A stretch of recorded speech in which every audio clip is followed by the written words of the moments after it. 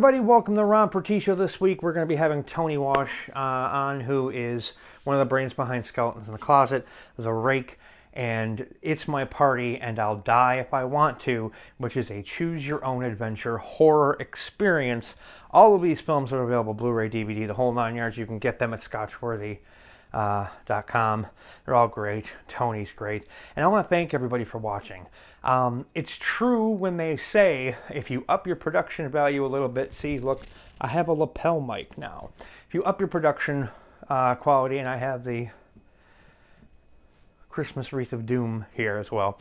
If you up your production quality and you actually put stuff out, people actually pay attention. So it helps if it's quality stuff. And the Purtee Show has been bringing you nothing but subpar hosting and quality guests since March of 2012. So we're going to take a really quick break, and when we come back, I'll be here with Tony Wash. We'll see you in a minute.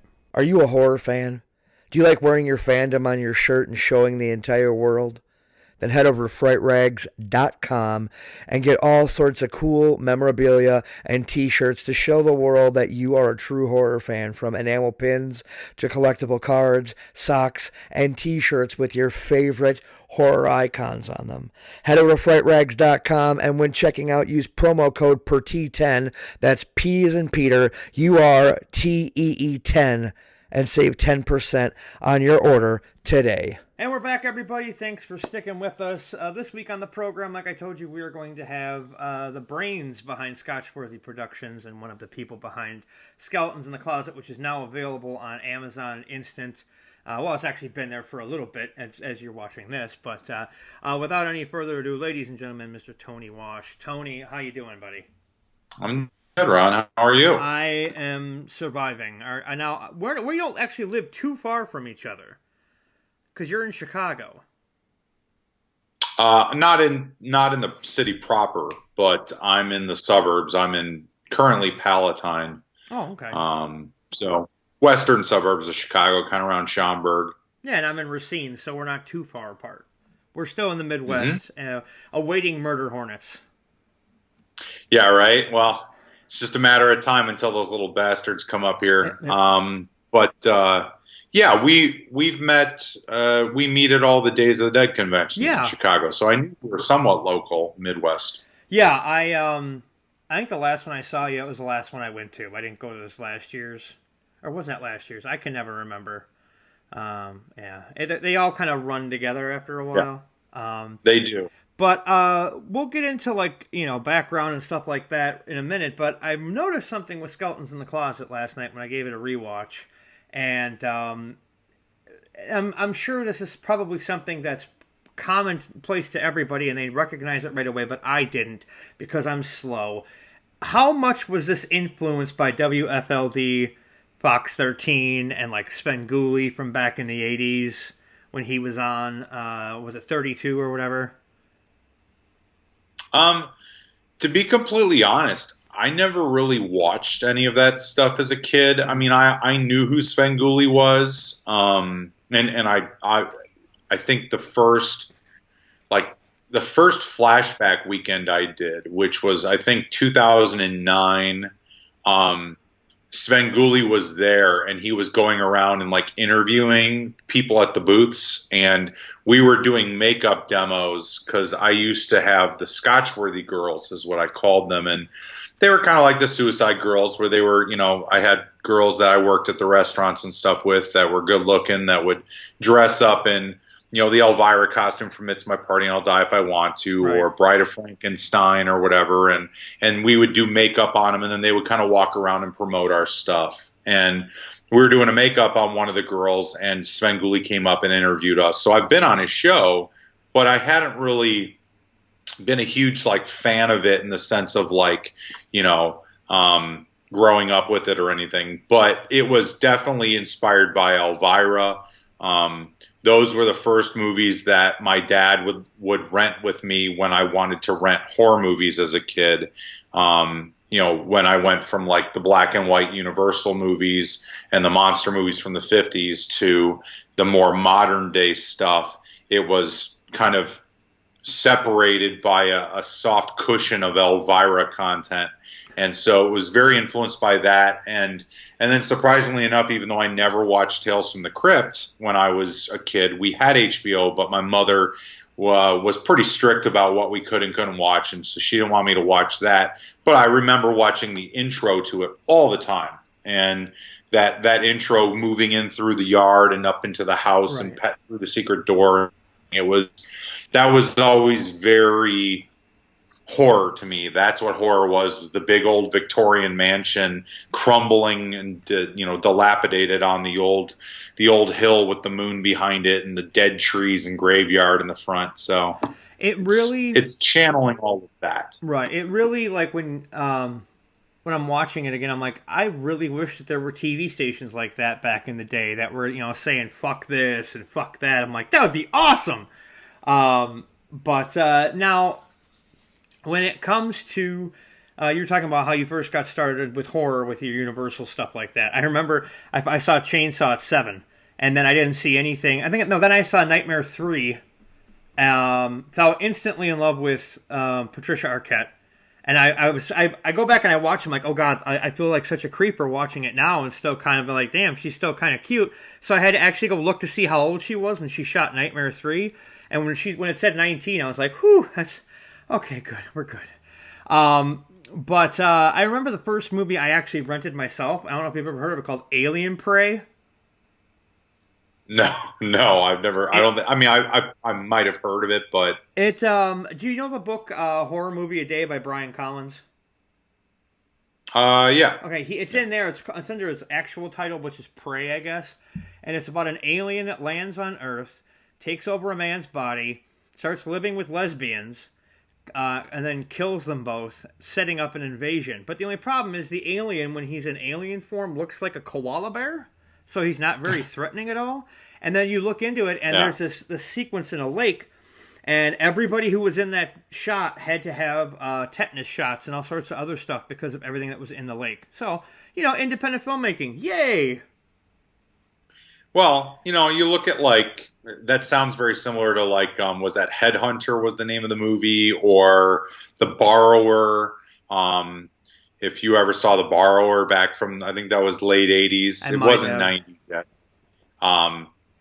So kind of similar in that respect. But, that's independent horror filmmaking for you. And the sad thing is that back in the 70s and 80s, an independent horror movie typically is now considered a cult classic because there were so few of them, and they still got major exposure. You look at, like, Texas Chainsaw or I Drink Your Blood, I Eat Your Flesh, whatever that movie's called, stuff like that, the Herschel Gordon Lewis movies. Right. Those films were all showcased at drive-in theaters and stuff, so they still had large mainstream audiences watching them. Whereas nowadays, I was on Tubi yesterday. I finally, I've surfed Tubi, but I literally went to it yesterday, created an account so I could build, like, a list of movies to save. Mm-hmm. And I spent an hour to an hour and a half scrolling through the horror section alone, and it blows my mind at how much independent content is available out there now. You get lost in the mix very easily. Yeah, like I was on Prime the other day, and I was going through, and I had watched it a while ago. I thought maybe I had gone off of Prime, but, like, Mutilator with the fishing hook and watch it, people. I'm not going to describe it. That part is so gross. But it's kind of like why I can't watch something like Terrifier. I've watched it, but it's like, it's almost gore for gore's sake, and that's not my thing. It's not for everybody, No, I'm not. I appreciate gore, but I don't need a film that is profuse in gore. I know a lot of independent horror fans enjoy that stuff, and I think that's why Terrifier is as popular as it is. Mm-hmm. But, like, the only horror films I really don't want to watch are movies that are gross for the sake of being gross. Gory is one thing. Gross is another thing. Like, to me, like Human Centipedes, those movies, they're just being shocking to be shocking. Salo, Serbian film. I will never watch Serbian film. I just won't watch it. Yeah, I watched the first 10 minutes of Salo, and I said that's enough. Because it was part of Criterion, or it still is part of Criterion. And I'm like, well, it's got to have some kind of artistic redeeming value, and then it's like, oh no, there's none. No, I think that Criterion to a degree is about, it's that intellectual mode of like, we want to represent a film that was so shocking when it came out that it was banned in 20 countries. And so we're going to represent it because of its social commentary, not because, and the effect it had on audiences when it came out, as opposed to its artistic value. Well, then why not just get Chainsaw on there? Because Chainsaw did the same thing. It was banned all over the place. And well, I think, and they certainly might be interested in films like that, but, I would imagine that a film like Texas Chainsaw Massacre has a much larger group of people interested in representing that film. I know Dark Sky Films, which is a division of MPI, which is, as far as I know, one of the largest distributors for like home entertainment in the world, at least in the US. And it's like, they were the ones who put out the 40-year anniversary of Texas, and that's almost what put Dark Sky Films on the map. oh, is that the big truck, right? Is that the that they did put out that collection? No, that's. I mean, I know which one you're talking about. I've seen that collection too, but no, they did. Or maybe it was the 30-year, and you know what? It sounds like it's more appropriate that it would have been the 30-year, because that would have been long enough to go to where Dark Sky Films would have started their company. Because now, like, they did Girl on the Third Floor, and they've done. I mean, Dark Sky Films if you looked at their catalog, they've released tons of stuff. I think they distributed House of the Devil and The Innkeepers and stuff like that. So they're a staple in independent. That level of independent horror that goes to South by Southwest and Scream Fest, as opposed to convention independent horror, as I'll call it. Now, let's take a few years back here, and when you first started making films, were you one of those kids in the back with the 16 millimeter camera that you found in your dad's garage kind of thing, or was it something that kind of came later? As a kid, my mom, and she still has it actually. I've wanted to use it. It's actually the same camera that is in the second season of Stranger Things when the boys are trick or treating, and Will borrows Sean Astin's camcorder, that red. I think it's RCA or RVC or something. Right. That's the same camcorder that my mom had when I was a kid, and we had it from probably 87, I think. We got it right around a little after my sister was born. And so that was the thing that I used to kind of mess around with.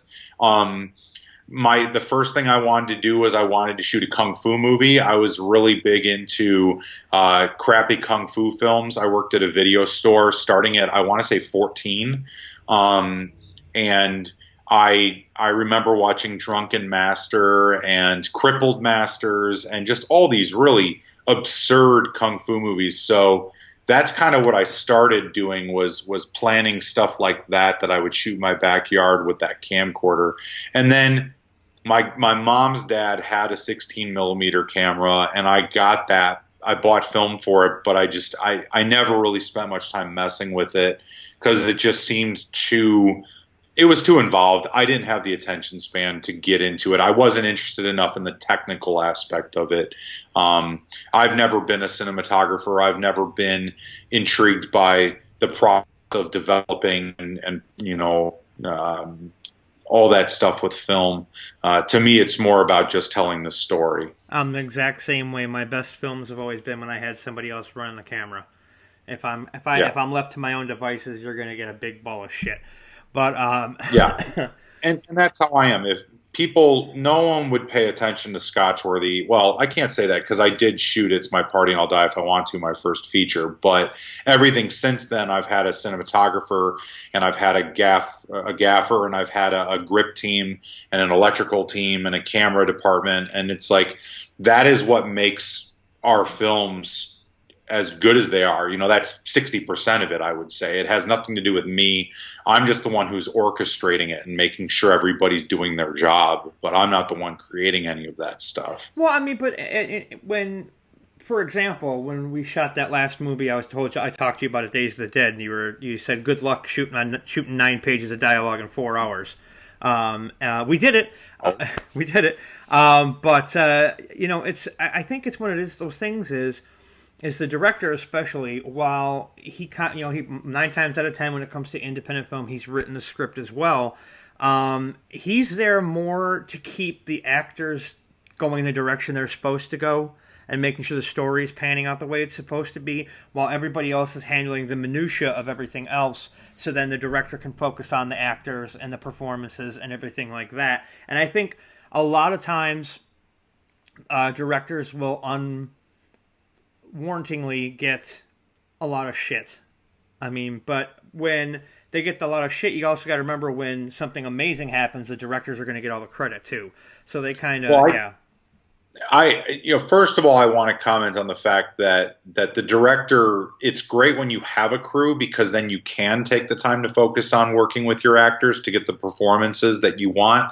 But because like on It's My Party, I was wearing 15 hats at a time. And so I didn't have as much time to focus with my actors because I was doing other stuff. But you still, despite the fact that the director's primary job is to get the performances out of the actors and to work with them, there is still a large amount of influence that the director has with the other departments because you're ultimately the one who has to tie all of those different elements together to create not just a cohesive story, but also a cohesive vision, And that's the true position of being a director on a film, is the captain of the ship. And the captain may not be the one steering, but the captain's the one telling the guy where to steer. Right. And so it's not just, the actors in that respect. And something else I wanted to mention is I think it's funny that you bring it up in that sense about how, the director gets often blamed for things, the inadequacies or the ineptitude in some occasions of a film, where I see it more often that people get jealous of the director. For example, right now, you're talking to me. You're not talking to my cinematographer. You're not talking to my effects supervisor. You're not talking to my production designer. And it's like you want to talk to me because I'm the director. And I understand the dynamic behind that respect level that a director receives. But at the end of the day, I appreciate the fact that you're mentioning that there are plenty of times where the director gets kind of slammed and panned for the bad things that a film deals with, whether it's the director's fault or not. Whereas to me, I often feel like I deal with the jealousy and the envy and the attitude problems that people have because you're the one in the limelight and they're not. And it's like, well, I didn't make it that way. This dynamic has been a thing for over 100 years in Hollywood. And if you wanted that attention, you should be the fucking director, not me. Exactly. Oh, I've had to put up with that stuff myself. I know exactly what you're talking about. Now, let's. Your most recent release is Skeletons in the Closet, right? Yeah. Okay. Now. Yeah. Because there was that one, I forget the title of it is eluding me, but there's one with Sid Haig. No, so that's the most recent release, but it was my catalog is really interesting because movies got released after we, out of the order of when we created them chronologically. So High on the Hog was the second feature I produced and directed, but it is the last feature that got released because that released April of 2019. Okay. But Skeletons in the Closet's the most recent that I produced and directed. That was my fourth feature technically. Now, the thing about Skeletons in the Closet that really struck out to me is that it wasn't just you. There was quite a few different directors on this, but you were involved in each story. What was that kind of like working with a bunch of different creators at once? Well, so Skeletons, quickly, it started out in 2012. I was contacted by B.A. Lewandowski to be a part of an anthology of horror films that we would put together and make a feature. This was right after the success of VHS. And so he gathered a group of 4 or 5 filmmakers together. We were each going to produce our own short film with whatever budget, whatever equipment, whatever theme we wanted. And ultimately, a couple of us had reached out to my cinematographer, Robert Patrick Stern, separate of one another. And so when Rob realized that he was being contacted to do separate films for the same project, we thought, well, let's bring him on as a co-producer and have him shoot all of the films so that they have a cohesive look, at least in terms of like production value wise. Because, you know, shooting one movie on a Red versus another movie on an iPhone, you're going to see a difference. I don't care how good of a cinematographer you are. Lens, glass, all that stuff, lighting, it all affects how the movie looks. So, one thing leads to another. We shoot my short film, which is the Grandma O'Malley segment with the little girl staying with her grandmother, who's a monster. We did BA's short film, which was The Dismantler, the two robbers in the graveyard, or the cemetery, sorry, not graveyard, cemetery, junkyard. I can't talk today. It's okay. In the junkyard. And then after we did that, we shot two other short films. We developed the wraparound, which was the first person point of view of one of the actors being processed through purgatory. And so then we had these things, and then we did Meisner, which is the short film of the actress tied up in the basement, and that's Rian Owen is the actress. She also directed that segment. And that's where, you know, it was an idea that I had from college, and she wanted to direct something. And so I said, well, why don't we do this? And so we developed it together, and then she directed and acted in that. And so we had that short film, which we were originally going to include in World of Death, and that didn't end up happening. And because then after we shot it, shortly after is when we started working on The Rake. So it kind of got put on the back shelf. Or the back burner for whatever. And so then we had a Chop Shop, which is what this anthology was, broke apart. And BA and I still had our two shorts and the wraparound content. And the other two filmmakers took their short films and went their own way with those, released them. And so we had these two short films that were about 50 minutes altogether, plus this wraparound content. And so we had a couple of different ideas. Rob had an idea about, you know, doing a wraparound. And ultimately, I had this idea for Skeletons in the Closet with the widow and Charlie in my head since college. And I said, I sat down with BA and I pitched him on the idea of using this as our wraparound content. And then I also had the idea of the little girl watching the show at home with her babysitter. And I said, if we shoot these pieces, you and I will co-produce it. We will split the budget. We will co-direct it. We will co-edit it together. Rob will shoot it. And that's how we will be co-producers, is if you and I agree to shoot it together, we agree to edit it together, Rob agrees to provide the camera and the equipment, and that's how we will all own this movie. And so that's pretty much how we move forward. And my co-writer, John Halusik, and I, who worked on A Chance in Hell with me, we did the script for Skeletons in the Closet. And then we shot it in 2017. We released it in 2018. And so, yeah, there's multiple different quote-unquote directors on the project, but in a way it was a collaboration. Each of us had our own thing, and then each of us collaborated in a respect on one thing or the other. Well, there you go. See that, and it's nice when things like that happen. You don't hear about that kind of stuff because egos get involved, and it just becomes a giant mess. I mean, I'm not going to say that didn't still happen, but you know, the movie got out, and that's all that matters. Right, and you're able to work around it, whatever it was, and it happened. Yeah. So, I guess my last question is. The Widow and Charlie. They are two of the coolest characters I have seen in film in a long time. And I want to know, I'm asking for other people, because I actually did some research on it. Is there going to be any kind of a web content or a web show featuring those two? You know, for a while, we were developing, I always wanted to make Skeletons in the Closet a TV show. I thought that it would be a really great series. I felt like a site like Netflix or something would be eager for content like this. Shudder, you know, and I know Shudder's got Creepshow, but Skeletons in the Closet's different than Creepshow. It's a different feel. And so we were developing it for a short period of time. we were pretty seriously developing it with our distributor, Cowlamp Films, which is out of Chicago.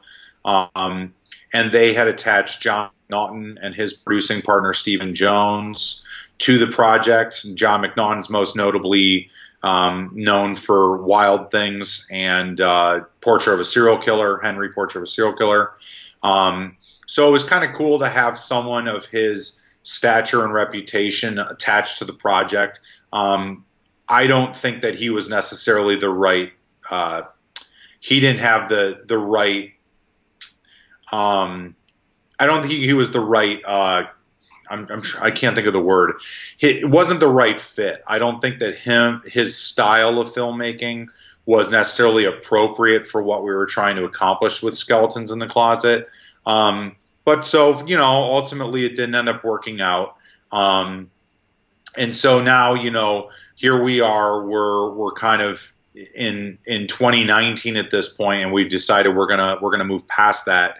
And just started developing different stuff, to be honest. And so at one point, my co-producer Rob Stern and I were talking pretty heavily on going and perpetuating the idea.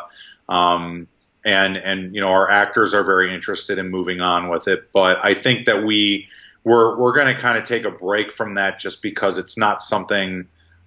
It would be pretty easy to produce, unfortunately. It would be rather inexpensive and pretty easy to do.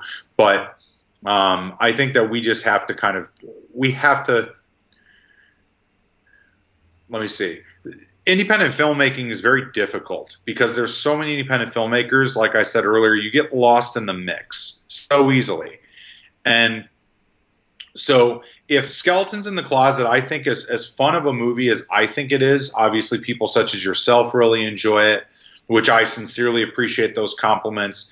But the problem is that a movie like that, people don't pay attention because, they're watching, there's 1,000 other horror films on Amazon Prime and on Tubi and on iTunes. And so they skim right over it and they don't pay attention to it. And we need to build an audience before we can really release something like that, because a show like that would really rely on popularity in order to keep going. Otherwise, we're going to produce a season of it, do 6 short films, have the Widow and Charlie commenting on it, in between and during, before and after and stuff.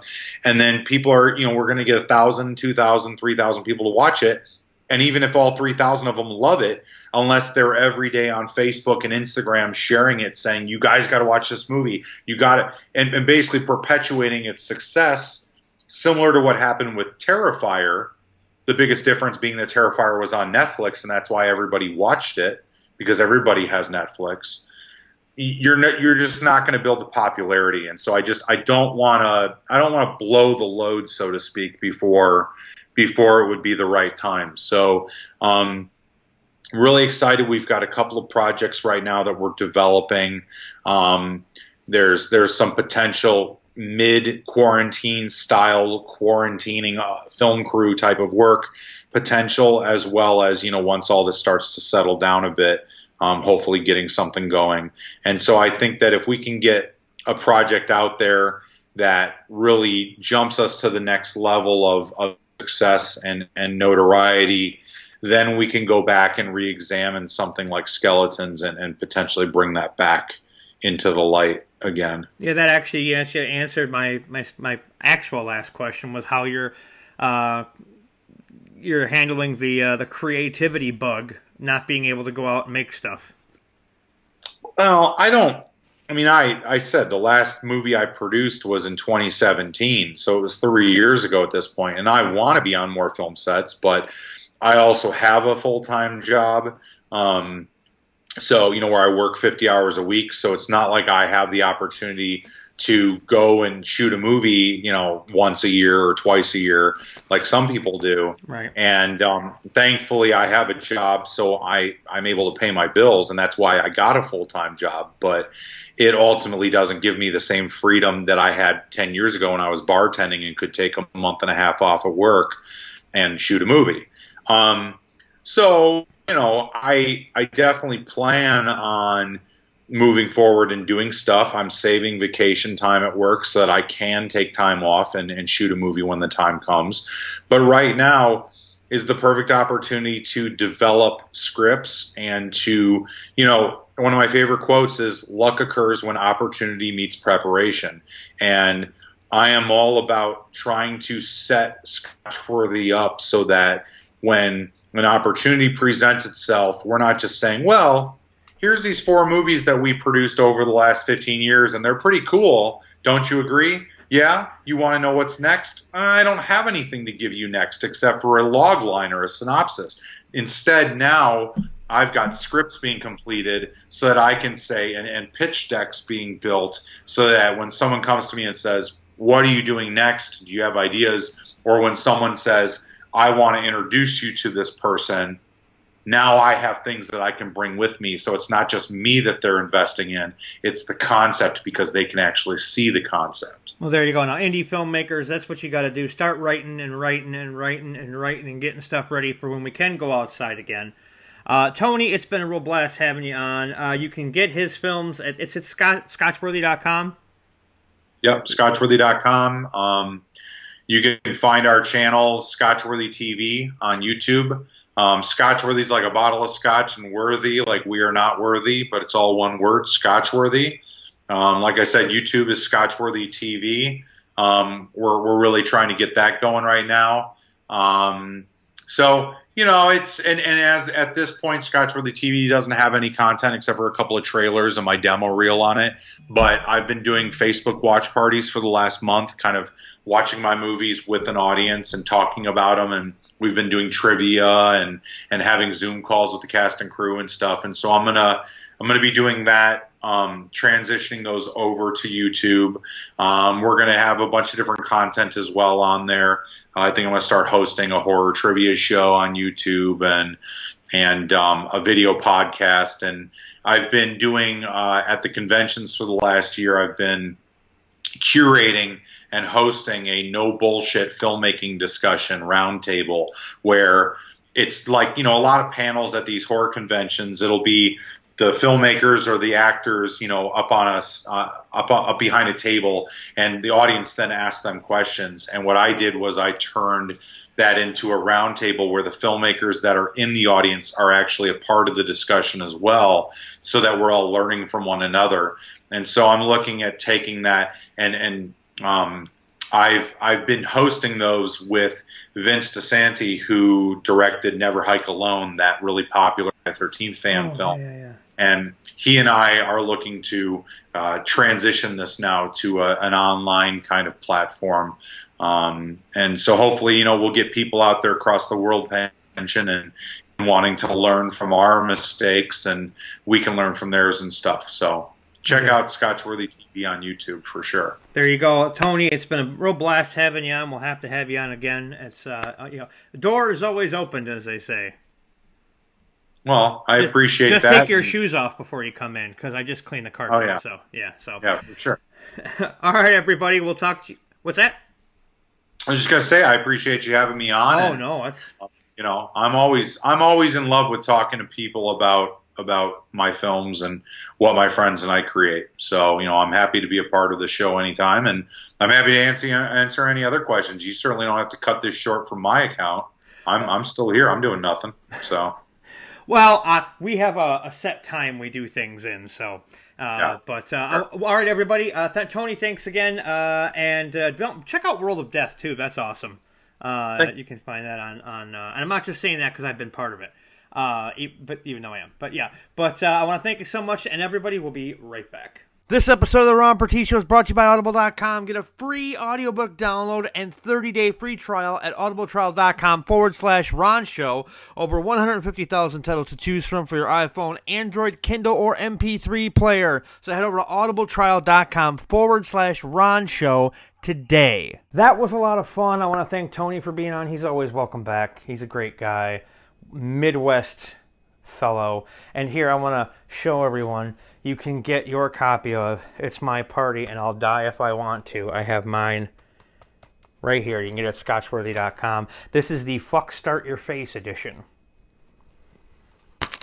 And it comes with all sorts of stuff. in here. There's 2 discs. It's a fantastic get, and I recommend anything Scotchworthy. And don't forget to check out World of Death. It's fantastic. I want to thank everybody. I want to thank Tony. I want to thank you for watching. Next week on the program, one of the Mads himself from Mystery Science Theater 3000, Trace Beaulieu, will be here. And a good time is almost guaranteed. I don't want to say that there's going to be a good time, and then like the earth could open up and suck me down into it, and then the good time goes away. So thanks, Burger Wolf, and all the ships at sea. We'll see you next week.